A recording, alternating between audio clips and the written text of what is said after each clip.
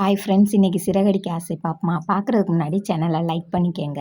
ஒரு மனுஷர் நம்ம முன்னேறுவோம்னு சொல்லி எவ்வளவு தான் முன்னேறினாலும் சுற்றி உள்ளவங்க முன்னேறவே விட மாட்டாங்க. அந்த மாதிரி தான் முத்து கடனை அடைக்கிறதுக்கு எவ்வளவோ ட்ரை பண்ணுறாரு. ஆனால் அவர்னால் கடனை அடைக்க முடியலை. ஆனால் நம்ம என்னதான் நல்லவங்கள்ட்ட கெட்டவங்கள்ட்ட சேர்த்து பழகினாலும் நமக்கு நல்ல நேரம்னு ஒன்று இருந்தால் அந்த நல்லவங்க நமக்கு கை கொடுப்பாங்களாம். அதே மாதிரி நம்ம முத்து நல்லவங்கள்ட்டன்னு பழகியிருப்பார்ல, அந்த நல்லவங்க மூலியமா முத்துக்கு அந்த நல்லதும் நடக்குது. என்னடா இந்த புள்ள நாடகத்தில் நடக்கிறத சொல்லாமல் இப்படி சொல்லுதே அப்படின்னு சொல்லி நீங்கள் நினைக்கலாம். கண்டிப்பாக சொல்கிறேன், இது நாடகத்தில் நடக்கிறது தான். ஆனால் அங்கே பேசுகிறத இல்லாமல் நான் ரியாலிட்டியாக எப்படி பேசலாம், எப்படி நடக்கிறத சொல்லலாம், உங்களுக்கு அது போர் அடிக்குமே அப்படின்றக்காண்டி நான் இப்படி சொல்கிறேன். முத்துக்கு அந்த நல்லது நடக்குது. நல்லது நடந்து அவர் ஃபைனான்சரை தேடி போனார். ஃபைனான்சர் காசு இல்லைன்னு சொல்லிட்டாரு.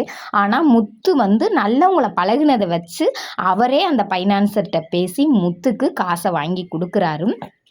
10 லட்சம் முன்பணம் வாங்கி கொடுத்துட்றாரு. இன்னும் மிச்சம் 28 லட்சத்தை நாளைக்கு தாரேன் அப்படின்னு சொல்லிட்டாரு. முத்து நினைக்கிறாரு, நம்ம போய் கேட்டப்ப இந்த ஃபைனான்சியர் கொடுக்கலையே, இப்போ இவர் சொன்ன ஒரு வார்த்தையில் கொண்டு வந்து கொடுத்துட்டாரே அப்படின்னு சொல்லி முத்து அவருக்கு ஒரு நன்றியும் தெரிவிக்கிறாரு.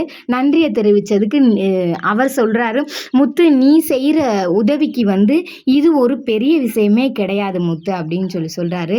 அந்த சந்தோஷத்தோட வீட்டுக்கு வராரு. வீட்டுக்கு வந்தால் எல்லாருமே இருக்காங்க. அங்கே அப்பா நமக்கு நல்லது நடந்துருச்சுப்பா அப்படின்னு முத்து சொல்கிறாரு. என்னடா மகனே அப்படின்னு அவங்க மகன் அப்பா கேட்குறாரு.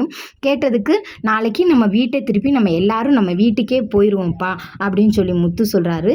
அப்பா என்னப்பா செஞ்ச ஏதுப்பா செஞ்சேன்னு அவங்க அப்பா கேட்குறாரு. கேட்டதுக்கு அப்பா எனக்கு ஒரு ஃபைனான்சியர் காசு இல்லைன்ட்டாரு. இப்போ ஒரு தெரிஞ்சவர் 5 காரை கொடுத்து இதை ஓட்டு தம்பி, இதை வச்சு நீ முன்னேறு அப்படின்னு சொன்னார்.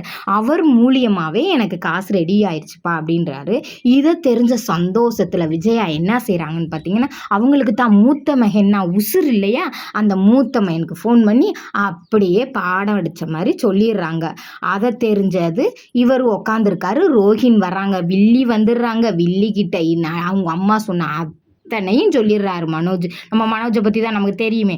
சொன்ன உடனே இவங்க ஆஹா அப்படியா ரொம்ப நல்லதுன்னு நினச்சிட்டு, நான் வெளியில் ஒரு இதில் கலந்துக்க போகிறேன், அதில் நம்ம 2 பேரும் கப்புலாக கலந்துக்கணும் அப்படின்ற. ஐயோ அம்மாவுக்கு தெரிஞ்சா திட்டுவாங்க, நான் வரல ரோஹிணின்னு இவர் சொல்ல, எனக்கு தெரியாது கன்ஃபார்மாக நீ வரணும் அப்படின்னு சொல்லிட்டு ரோஹிணி எந்திரிச்சு போயிடுறாங்க.